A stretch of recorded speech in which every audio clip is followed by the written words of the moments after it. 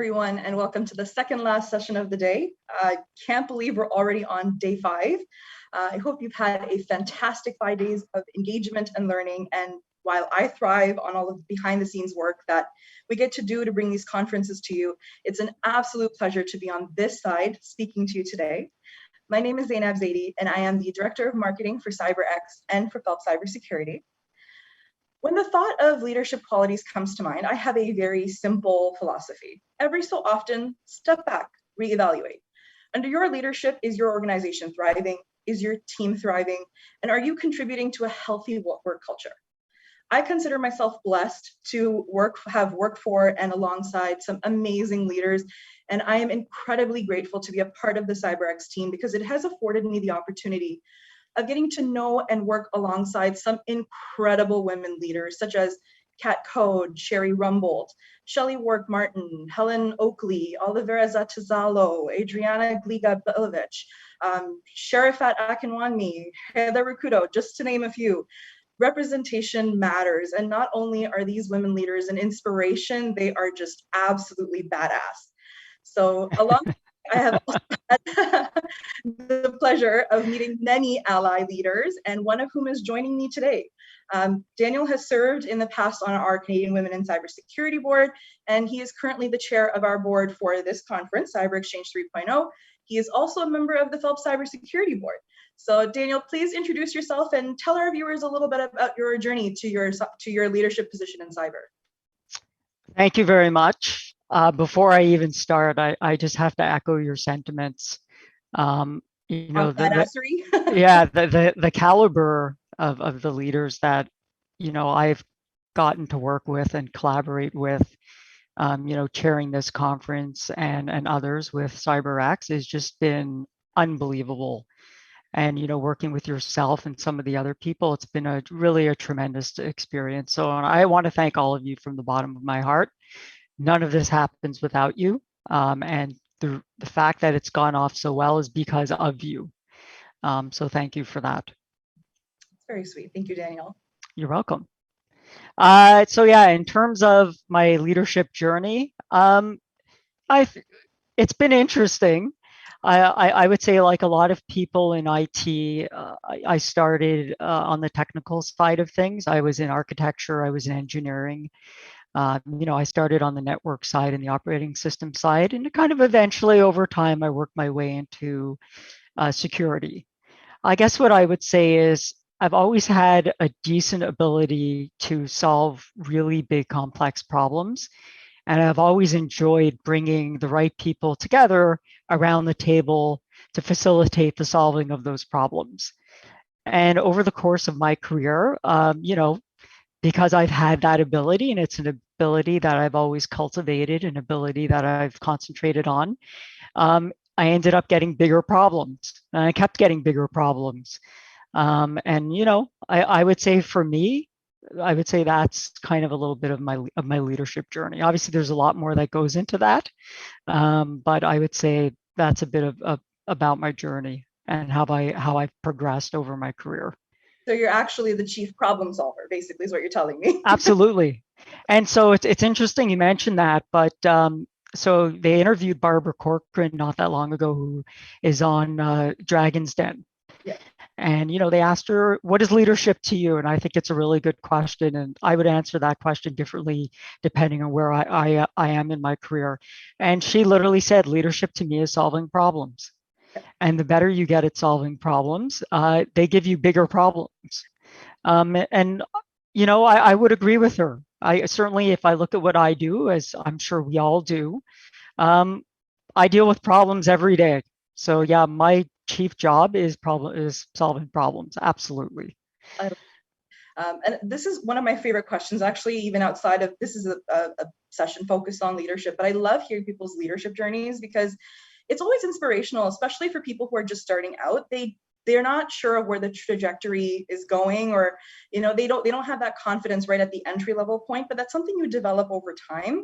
And then you realize, like you said, it can be broken down to as simple as solve this problem.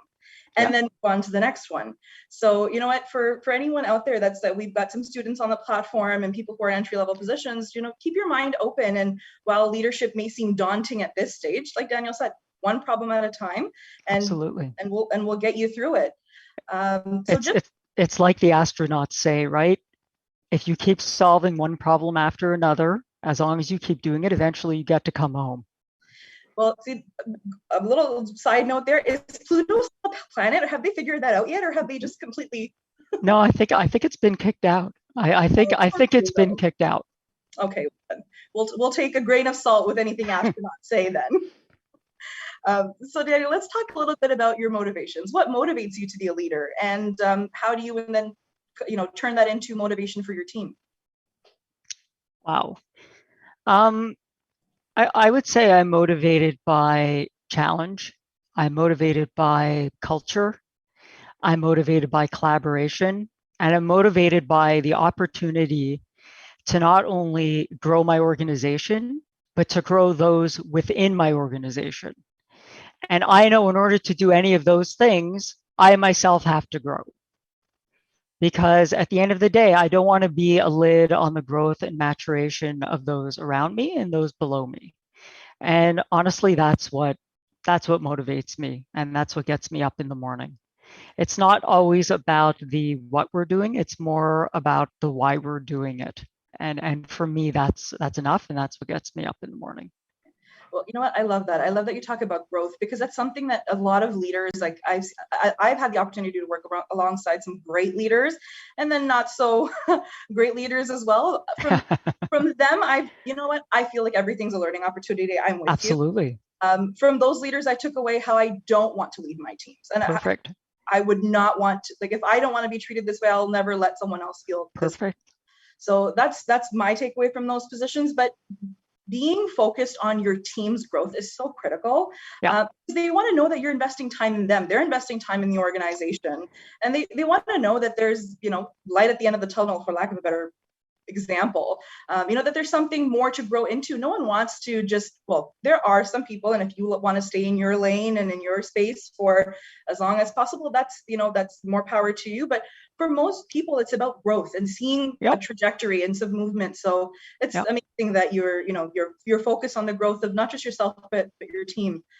So and I think the reason why I do that is, like yourself, like many of the people out there that are perhaps watching this, I've worked for people who I would consider to be motivational and inspirational.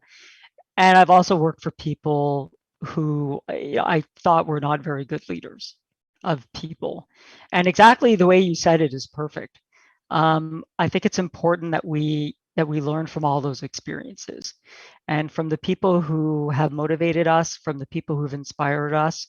That's the perfect role model for us, is what we should be doing, how we should be treating people. And from the people who we've not enjoyed working with or for, it's the things that we shouldn't be doing, right? So the reason why I'm so passionate about it is because I felt the pain, and I've managed to turn that pain into passion and purpose. And it's because of that, and the golden rule, very simply, treat others as you would want to be treated. It's probably the best leadership lesson I've ever learned in my life. And that's what I continue to try to do every day. I'm not always perfect. I'm a person. I make mistakes. But it's about admitting your mistakes, standing back, reflecting on what you've learned, and then coming back better.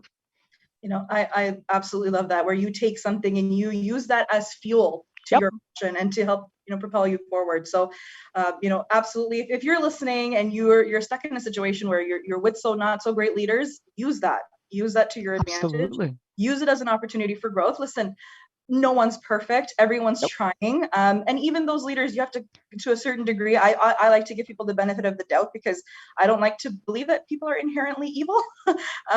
So I'm going to say, you know what, there's opportunity for them to grow. So make sure that if you're in a situation like that, that you're using this to fuel you and to push you forward. Like Daniel said, that's an amazing example, Daniel. Yeah. So one of my virtual mentors is Simon Sinek, and I love him. He's phenomenal. I think I've read all of his books. And one of his sayings is, be the leader you wish you had. And it's a fantastic saying, and I think it's really true. Right now, wherever you are, Leadership, it's a choice. It's not a position.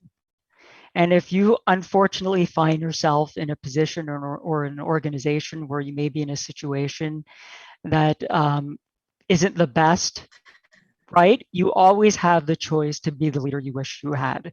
And I believe that in and of itself is contagious and people will notice.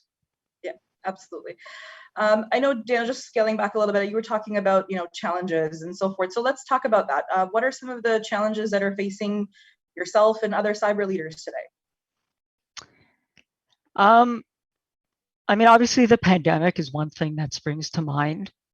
And, when I think about, obviously change is always constant. If I think about, what specifically has the pandemic taught me, I would sum it up in one word: intentionality. I think we have to be intentional with our time, more intentional with our time. And I actually think that's a positive thing. I can no longer rely on, conversations by desks in hallways, by water coolers or coffee machines. I really need to be intentional. I need to be intentional with the time that I spend developing the relationships, building the relationships, growing the relationships that I'm going to need to depend and rely on in order to get anything done. So one of the things that I've started using is, I call it a virtual coffee. So I book meetings with somebody over Zoom or over WebEx or whatever platform you use, and it's essentially that, a virtual coffee, just to stay in touch, just to start building the relationship that you're going to need to move business forward. Absolutely. That's actually something I noticed. I know in the beginning, everyone was missing, like you said, the water coolers. And there's some people I know that are still a little stuck on that and they really want that water cooler conversation. But for me, myself, I've noticed that I'm closer with some of my team members now because we're fortunately or unfortunately stuck on virtual meetings all day long, or we're kind of in each other's space a little bit more, and I feel like that is, like you said, it is intentional now. When you're setting a meeting, you know that this is with a purpose. So that's one thing I've actually enjoyed about, well, I guess you can say enjoyed about the pandemic, is being able to connect with people that were in distant offices and so forth, where there's a lot more connection virtually. Absolutely. Yeah, so that's definitely been something that's been a good takeaway from here. At the same time, I agree with you, setting time to just have that, like you said, just a coffee conversation. Absolutely. I set up what I call just free flow work times, where literally we have a Zoom window popped open and all of us, or how many of your team members, it's not a requirement, guys, please don't make it a requirement for your team. We have whoever wants to join us, they join the session, and we just work and we chat, and it's just kind of like, it gives you the feeling that you're back in the office. So we've been doing really cool things like that. So I like your thought that, you take the good and forge forward with that. Absolutely. That's all we can do, right? So absolutely. But we got to keep it together. Especially when you want to lead your team, you at coming from the top down, you need to keep it together, and you need to be the one that's continuously pushing the ideas, and keeping the team engaged. So let's talk a little bit about professional development. So as a leader yourself in the security space, how have you managed the demands of work with professional development? And is it a struggle, do you find, finding resources, or where do you go for resources? I really think one is linked to the other. Mm-hmm. I think if we don't continue to grow as people and as leaders, and like I said before, eventually we're going to be the lid on the growth and maturation of those around us. And by doing that, well, eventually it's going to negatively impact our professional lives, right? So I don't believe that professional development or growing as people is a nice to have. It truly is a must, because if we don't continue to grow, we're going to get harmed in the end. So it's something that I thrive on. It's probably the thing that I love to do the most. So that's what I would say. In terms of resources, to be honest, I actually think we're all fortunate in the world that we live in. There's information all around us, between podcasts, between books, between blogs. I think the information is there. The opportunity is there. Our only choice is to decide to step in and step up. Oh, I like that. I like that. I'm going to use that after. If someone has already commented that, it's going to be like Maddie keeps saying, it's going to go on a t-shirt at CyberX. So Yeah, step in and step up. That's what it's about. In the world we live in, we're lucky. We're lucky. We're surrounded by information. You know, I spoke a little bit before about mentors. I mean, I have been lucky in my career. I could think of one mentor I had back in 2012, which really changed my life. Beyond that one specific mentor that I'm thinking of, his name was Tom. Um, I have a lot of virtual mentors, and they are the authors of all the books that I read. Simon Sinek and Jim Collins and John Maxwell and Daniel Goleman. The books are there, and those books are based on the experiences and the lens that those people see the world out of. So it's there. All you need to do is you need to take that information in, find the one nugget that you can then use in your daily life in order to get better, and just do it. Absolutely. Especially, I think with, again, another advantage of the pandemic has been there's been a lot more resources created. Absolutely. You went into a virtual world where there was just a constant barrage of Yep. online conferences and just, like you said, podcasts and more blogs and articles. Everything became about content creation digitally. So things that were not available to you before, like, you know, if you didn't have the opportunity to fly out or drive out or take a day off to attend a conference, now suddenly everything's available to you at the click of a button, and you're Absolutely. attending the parts of the conferences that are meaningful to you versus having to sit, you know, in it. Well, you're making the effort to go out. You're now there all day long because, you know, you've made the effort. So why not stay? But I think you're absolutely right. Everything's available. I'm just going to throw in a plug here. So if you're on the CyberXchange platform, Daniel knows where I'm going with this. All of our content is saved on the on-demand section. So if you are looking for, you know, sessions and things like that, definitely check out the on-demand section. Similarly, there are, like Daniel said, it's just about doing a little bit of search. Everything's available online. Everything. Yeah. And it's incredible. Absolutely. And just make sure of course, you're looking for, you know, credible sources. That I think that's where some people get a little bit confused. But, you know, definitely looking for credible sources, but everything is available online. So just actually continuing down that thread there, for those looking to grow in leadership positions, Daniel, what would you say are some technical, social, and business skills that you would recommend that they look into developing? So let me tell you a story. I love story time. You love story time. Once upon a time, back in 2012, and I kind of alluded to this a little bit before, you know, I was working in an environment. I was lucky enough to be reporting into, if you could close your eyes and kind of whatever that perfect leader is in your mind, in my mind, that's kind of the person I was working for. He was inspirational. He was motivational. He just had this charisma and this personality about him. He was incredible with people. And eventually, I mean, I invited him out for coffee. I sat him down and I'm like, Tom, I love what you do. You're just so inspirational. You're like, whenever I think about you, everything about you is about leadership and personal development. I want to learn what you know. And, you know, it was vulnerable for me, obviously, because you know, I'm asking a VP for help. And, you know, what Tom said to me to this day, I remember, he said, Daniel, if I can teach you one thing, let it be this. Anything you will ever do in your life or hope to do will not happen without the help and support of other people.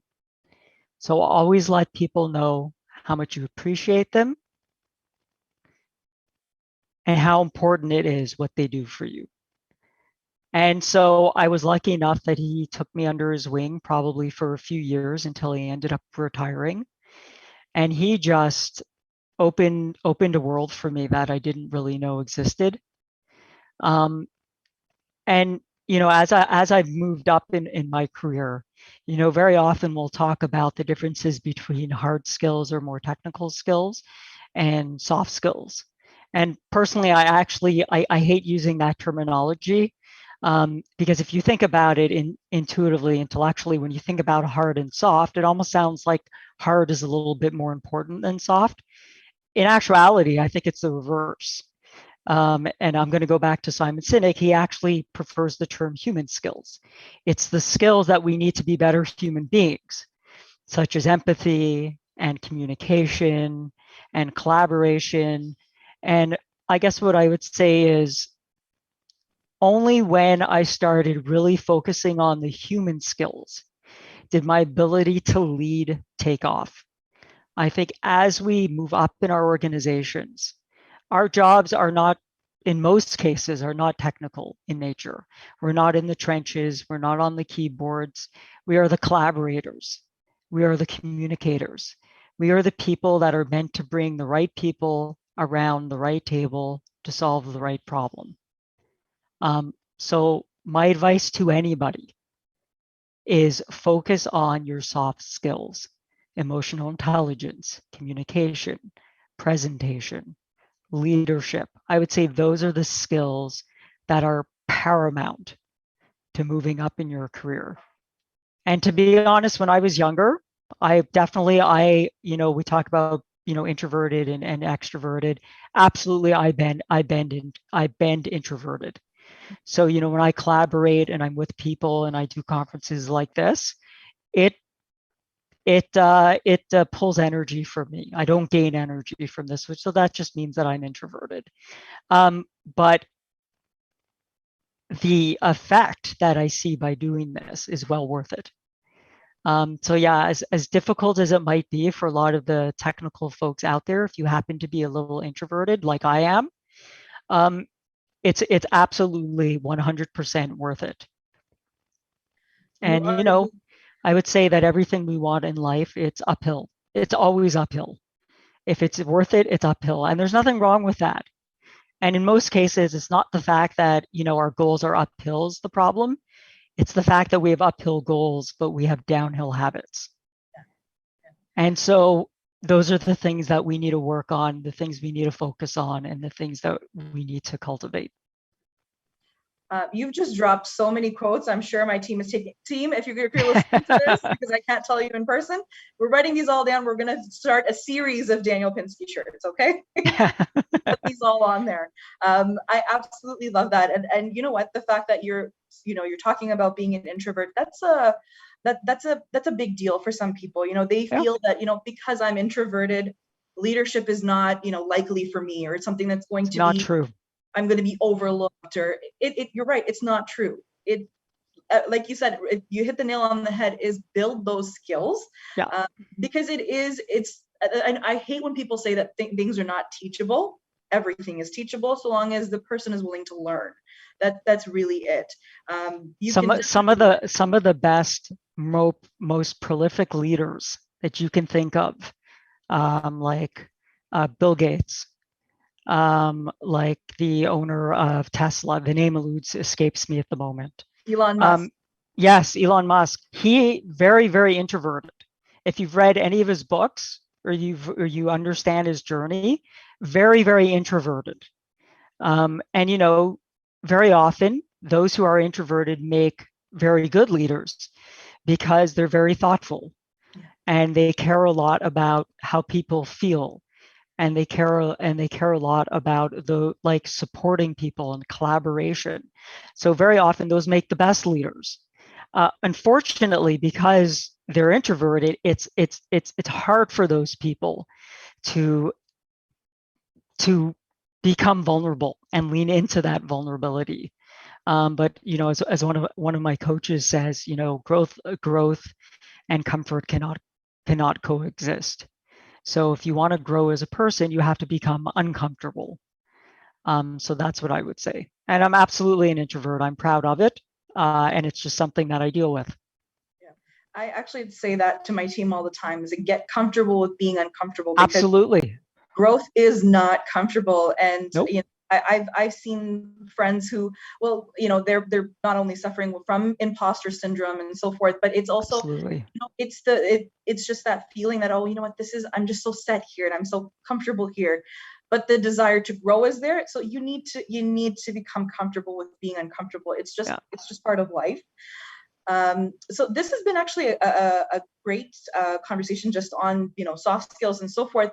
Just to kind of lead from this being an introvert, is there any, do you have any suggestions? Or, for example, let's talk about maybe how advisory boards play into this, and how, why do you join advisory boards? Do you find those to be, helpful for this? It's a good question.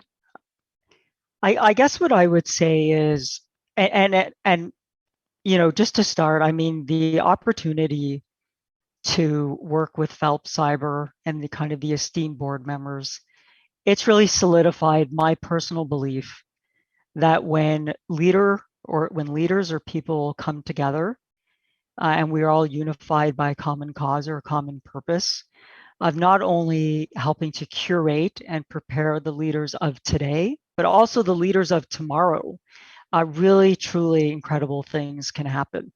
And, I'm thankful and I'm honored to be just part of the journey. To answer your question directly, I do it because my desire to help those around me and those beyond me are more powerful than my fear of doing it. And there's a really good quote about fear, and it's called everything you've ever wanted is on the other side of fear. And or there's another one which I love is, fear, we can forget everything and run, or we can face everything and rise. So when I look about potentially doing something which for me, is scary because it's new and I've never done it before. And because I've never done it before, am I going to screw up? And people are looking at me. As much as that always goes into my head because I'm introverted, if the desire if the goal is worth it, then I'll still do it because it's worth it for me. And, when people come back to me and they tell me how much that they're thankful, when people who I speak to, when they reach out to me on LinkedIn and they share with me struggles that they're having about getting a job or what should they study, and when I help them and they come back to me and they tell me, how I've helped them, well, that fills me in such a way that I honestly can't describe. That it makes it all worth it. I love that so much. Like you said, I love when you said that, your passion to help is outweighs your fear. Yeah. That is so important. And that's just, it's actually very honorable. I really like that, where you're pushing yourself, not just for yourself, but for the greater good. I think that's fantastic. Just to kind of, keep with the same thread, when it comes to mentorship, I know you spoke about a couple of your mentors. What would you say, or what would you recommend, or where would you recommend people go and look for their mentorships and look for their mentors? And do you find mentorship to be, valuable both in technical and in soft skills? Or, just talk to me a little bit about mentorship. I would say yes. I think anytime you can find somebody who will help you along your journey, I think there's value. Whether that's technical or in soft or human skills, I don't think it really matters. It's about learning from somebody who is somewhere where you want to go. And that's really what it's all about, right? Absolutely. It's about trying to learn from those who've gone before us and who've achieved something that we want to achieve. And that's what it's about. In terms of where to go or what to do, like I said before, digital mentors. I have mentors that have never met me. And, I liken back to the authors that I've read, like, Jim Collins and John Maxwell and Simon Sinek and Seth Godin. These are leadership leaders. These are leadership thought experts. Some of the greatest coaches probably at the moment in business. They write books. Nothing stops any of us from reading those books, internalizing the knowledge, and then using it in our daily lives. I would say if you're lucky enough to find somebody who kind of takes you under their wing, then fantastic. But nothing stops you from reading books or taking courses, or listening to podcasts. I mean, those are things that I do on a daily basis. Yeah, absolutely. One of the things that I love and about Phelps Cybersecurity is the fact that they're offering mentorship. So if you really run out of options and you're like, you know what, I don't know, or you're just looking for, you know, an easy access to mentors, this was one of the goals that we wanted to address with creating Phelps Cybersecurity and you know, housing that mentorship aspect within the umbrella of services that is offered. So definitely connect with Phelps Cybersecurity. At the same time, look at some of the inspirational leaders that are on here. Look at Daniel. I'm sure if you reached out to Daniel with a question, he wouldn't turn you away. And it's as easy sometimes. I know it can seem daunting as just sending a LinkedIn message. Yeah. Connect. You know, you never know. And again, what's the worst that's going to happen? I say this to my team members all the time. What's the worst that's going to happen? They're going to say no. And at that point, you know. But you sitting there in fear of the no, it's better to just get the no. Yeah. And then Absolutely. You know, at least you tried, right? So Absolutely. reach out to, you know, we've got some amazing advisory board members. We've got Daniel. We've got a lot of great speakers. Reach out to people. And definitely if you're, you know, if you're looking for mentorship, Phelps Cybersecurity has that as a service. So if you're looking for mentorship, or you're looking for, you know, career transition or just leadership skills, that's something that Phelps Cybersecurity offers. And take a look at the advisory board. It's an amazing group of people that are coming together, like Daniel said, for the greater good. And it's really just to help shape the cybersecurity leaders of tomorrow. Yeah, I mean, again, and back to my example for, you know, my example with Tom, it was a cup of coffee. Yeah. I invited him for coffee. I sat him down and said, look, you're inspirational to me. You're incredible. I'd love to learn what you do. Yeah. And you never know, like most people, I haven't met too many people, if you come to them genuinely and you come to them with an open mind, really wanting to learn, most people will not turn you down.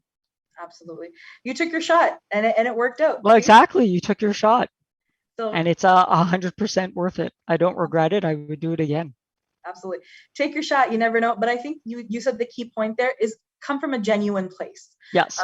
You know, come from a place of actually wanting to learn. Don't Yep. just connect with people for the sake of connecting and saying, oh, I want you to be my mentor just so you can tag them in LinkedIn posts. Absolutely. Nobody appreciates being used. Nobody appreciates that.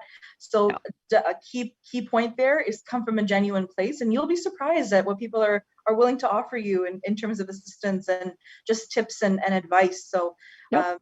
And again, beyond that, there are so many amazing groups. Like if you attended the Canadian Women in Cybersecurity Conference, some of our amazing partners like WeSys and so forth, they help you create your tribe. So if that's something you're looking for, you want to build your tribe, go to organizations like that are out there, that are willing to, you know, to connect with you and help you, and you're going to meet some amazing, inspirational people.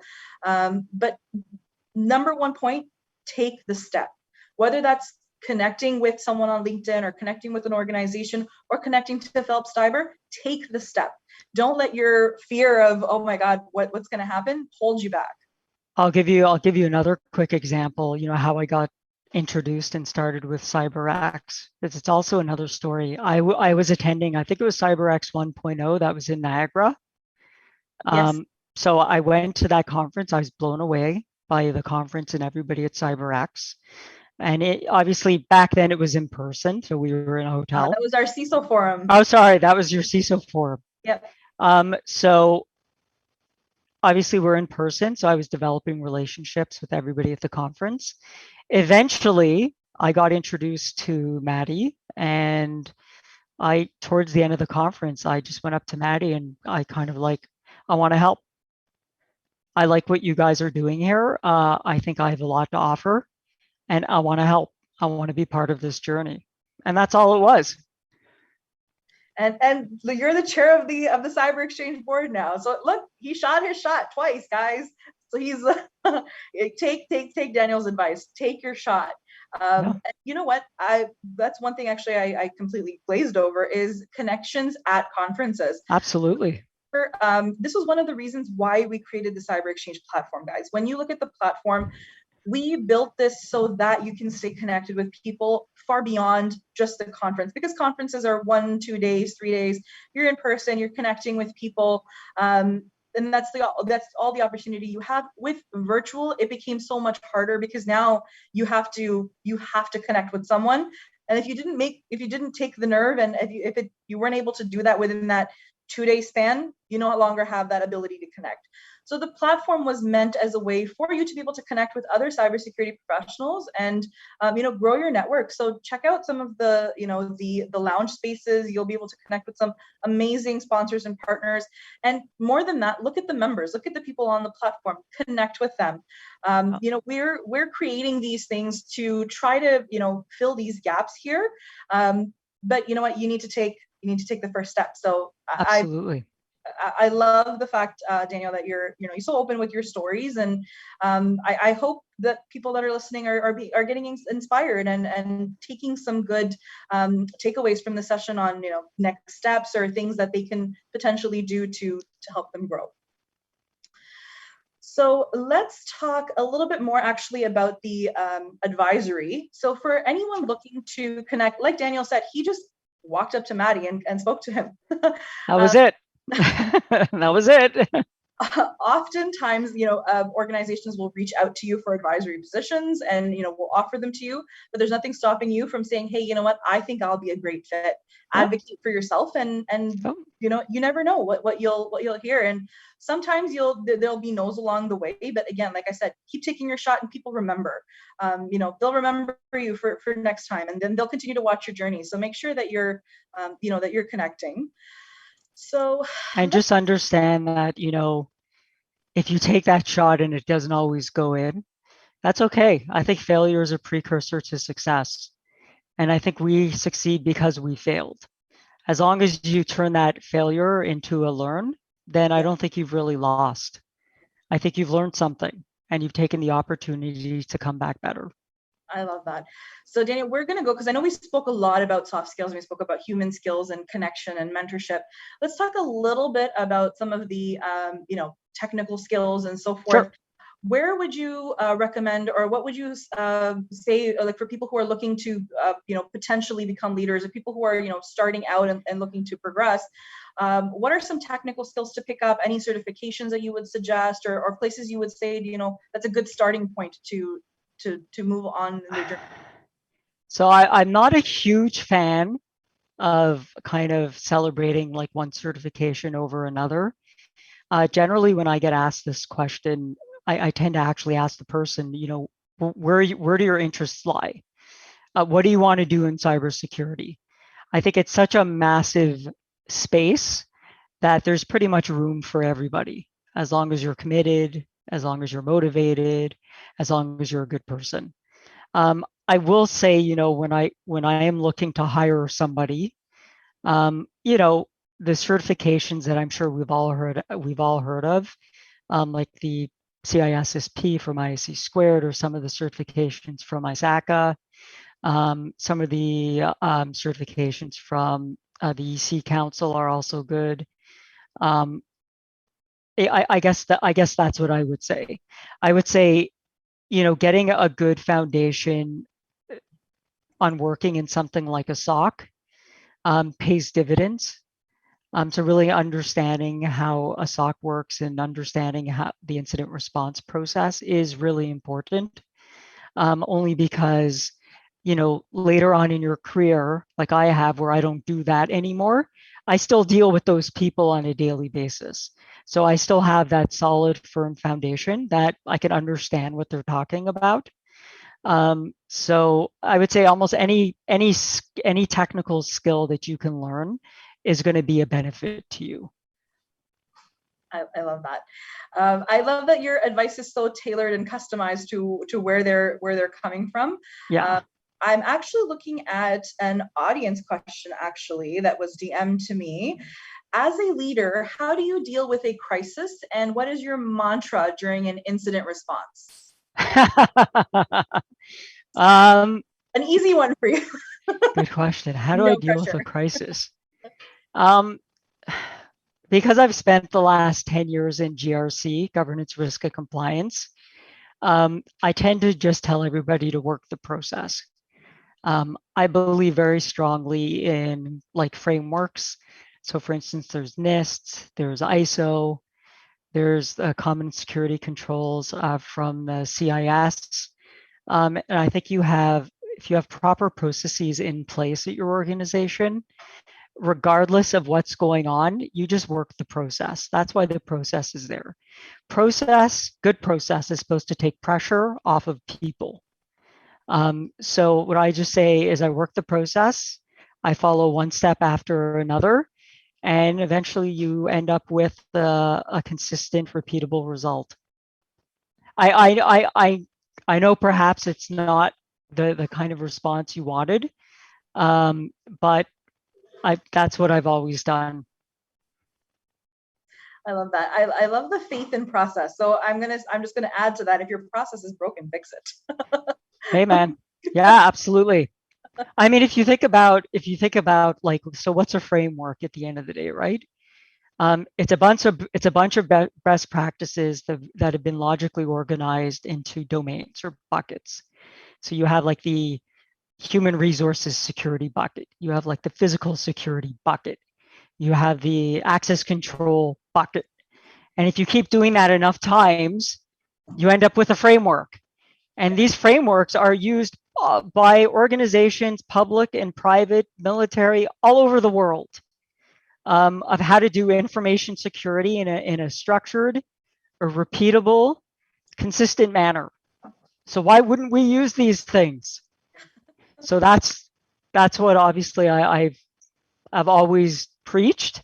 I believe in it very strongly. I also think at the end of the day, when crisis does happen, if we have a good process in place, that's going to guide us through the process. Sorry, that's going to guide us through the crisis. That's why these things are there. There are tools for us. So that's what I would say. Okay, that's a great answer. Like I said, if your process is fixed, if it's broken, fix it. I have another question here. Give me a second. How do you deal with coaching staff that are underperforming? Ooh, that's a good one. Wow, that is a good question. I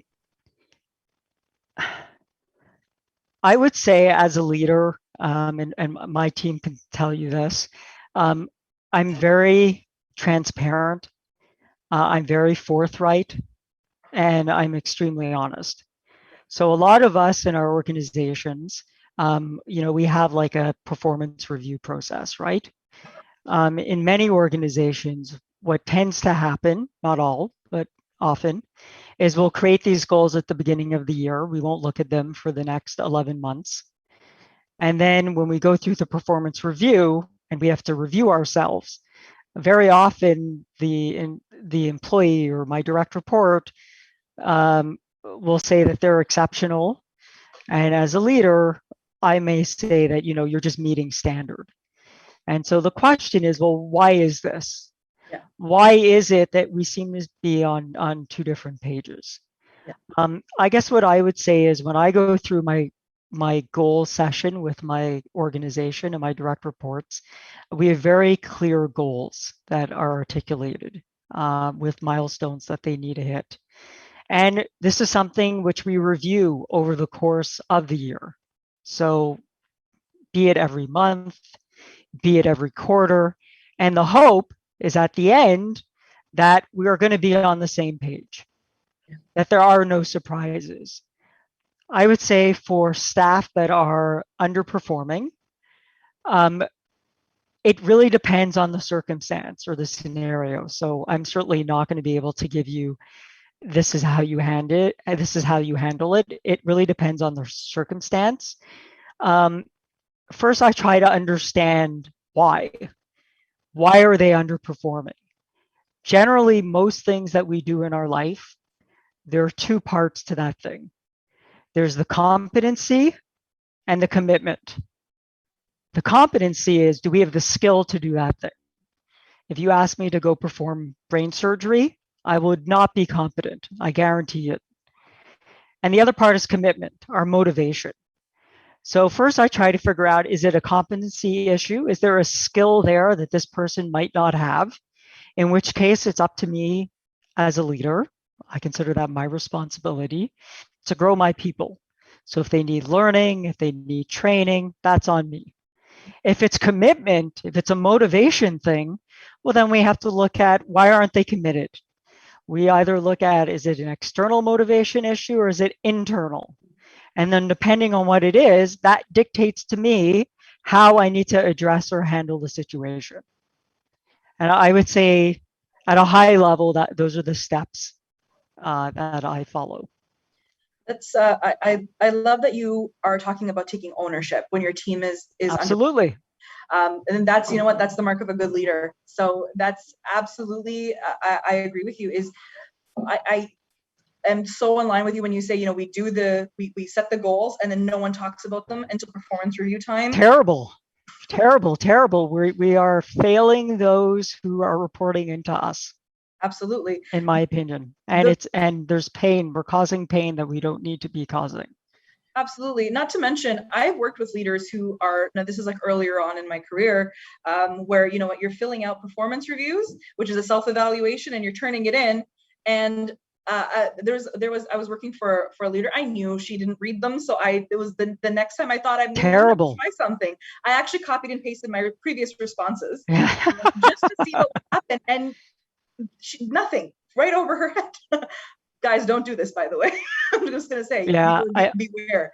But that's not the purpose of a performance evaluation. It's not just to tick off a box at the end of the year, because that's how you will have people who will underperform, because you're not coaching and monitoring them, or mentoring them, rather, not monitoring, but mentoring them throughout the year and throughout their, if they're setting goals, it's on you to work with them to ensure that they're absolutely those goals. Absolutely. And in fact, again, I can only speak for myself, but when I hire somebody in my team, there's like a very specific onboarding process that we go through. And there are 3 meetings I set up with everybody. And in those first 3 meetings, we talk about how I like to work. Very often we'll work for leaders or managers, and you don't really you don't know a lot about them. Like, what are their sore spots? What are the things that drive them crazy? I'm very open about that. And in this onboarding set of meetings that I go through, there are certain things that are non-negotiable for me. And we talk about things like integrity. We talk about things like professionalism. We talk about things like accountability. And we talk about those things because that's how I like to conduct myself. And if that's the bar that I set for myself and how I conduct myself and how I like to live my life, then that's the bar that I set for those around me. And I tell them very simply, that is how I work. And that is how those that report into me must work. And if that's a bar that you can't meet, then we can't work together. Yep. And this is part of my interview process as well. I have yet to meet somebody who I can teach a technical skill to, whether it's firewall, whether it's router, whether it's cloud, whether it doesn't matter. At the end of the day, there are courses out there. I think in cybersecurity, in general, we're very smart people. Yeah. And I think most of us, if not all of us, have the ability to pick up a book and learn about a tool. What I can't teach people is how to be honest, and how to have a sense of integrity, and how to be accountable, and how to be professional. So when I hire people, it is those skills that I'm actually hiring for. Technical skills are important to a point, depending on what the role is, but it is those human skills that I hire for. If you hire somebody that doesn't fit in the culture of your organization, they will become a cancer, and that cancer is going to spread. And if you don't cut it out, it will metastasize. And I've seen it a million times, and it is not worth it. Yeah. So we took a little negative spin there from an overall positive conversation. But I agree with you. If there's a culture fit issue, I know I've heard this a lot, that people will hire for skill and fire for fit. And that's something that you really should be looking at right in the beginning of your process. And it's one of the things that Phelps really focuses on. So with Phelps Cybersecurity, the conversation, and we're looking for the right fit for the leader, the culture aspect is a huge deal. We ensure that the person that we're recommending for the role is going to fit in with the organization, and at the same time, we ensure that the organization is not, it has a good work culture. And Absolutely. if issues, we address them, because work culture can be the problem as well, right? You can have absolutely. In a toxic environment. So we need to make sure, and we do that. We work with organizations, and if we see something with their culture, we call it out and we address it. And for example, like equity, diversity, inclusion is a huge deal for us. And one of the things that we focused on is ensuring that spaces, through the entire process, that those EDI metrics are met, that we're ensuring that, we're having an equitable conversation, that the workplace is going to, accommodate for whatever is required. So you're right. Culture is a really big aspect, and it needs to be looked at really from both ends. So we're coming into the last couple of minutes. I have one last question from the audience here. Sure. How can leaders help in improving resources available? How can leaders help in improving resources available to their teams in order to support them during times of crisis? Good question. I think it depends on the organization. Obviously, my organization, I think, did a fantastic job during the pandemic. I would say, times of crisis in most cases bring change. And for many of us, including myself, change is scary because we don't know what's going to happen. We don't know how I'm going to get affected. We don't know how it's going to affect my role. We don't know in some cases if I'm going to have a role. And that my experience has taught me is, in most cases, people just want to feel like that they've been heard, that they have a safe environment to talk to somebody, and that their concerns are being heard and addressed. So as a leader, the best thing that we can do for those around us in the organization is just to lend an ear and really provide a safe environment for those around us to get whatever it is they need to get off their chest, and really make them feel like that even though you may not be able to do anything with a particular concern, that their concern is actually being heard by the right people within the organization. And it's a simple thing to do. It literally doesn't take a lot of effort. It doesn't take a lot of resources. It's about sympathy and empathy. And I would say that would be my response. That's very important. I also think it's very important for organizations to publish any kind of resources that are available, publish them so that people don't need to come asking for them. Absolutely. I think that's especially when it comes to mental health resources, those should be freely available to all of your team members so that they don't feel the hesitancy in coming and asking. A lot of people hold back because they have to feel like, oh, you know what, they're going to now know that I need this, or they're going to think differently of me, or, they're going to hold this against me. So make those resources available more freely for people so that they don't, they don't feel that hesitancy in coming to ask.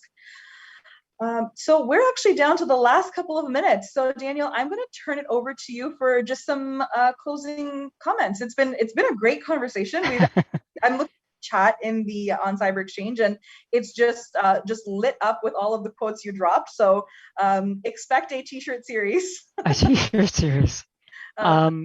Closing comments. I mean, it's been a wonderful week. I've thoroughly enjoyed my time at the conference. I thoroughly enjoyed the conversation that we're having right now. To everybody who happens to be listening to this, I guess what I would say is try not to put people on a pedestal. And certainly earlier in my career, I did this, and I think we all do this, and I think it's very normal. You look at somebody who maybe is above you in an organization, and I think a normal thought process is, oh my God, they're all the way up there, I'm all the way down here. How do I get from A to B? I'm here to tell you that we're just people, and everybody's valuable. Everybody makes mistakes. And in most cases, the only difference between A and B is time and experience. So I guess that's what I would say. Keep learning and keep growing. As people and as leaders, it's a journey and it never ends. It never ends. Always keep growing and always keep learning. And you'll see eventually, if you keep doing that, you'll be able to get where it is that you want to go. I love it. Dana, I think you need your own show called Introverts Unite, where you can just drop nuggets of wisdom all day long. I love it. For any Daniel fans that are watching now, this is not the end of Daniel during this conference. He's actually coming up right next in the closing comments. You'll get to chat again with Daniel during the closing session. Just from my side, I have to say, Daniel, it's been incredible speaking with you. This has been a fantastic conversation. I think I could have spoke for another hour with you about this. So this has been phenomenal. For those of you watching, I really hope you've picked up some helpful tips and tricks and advice. And again, please feel free to connect with Daniel, myself, on the CyberXchange platform. Feel free to connect with us on LinkedIn.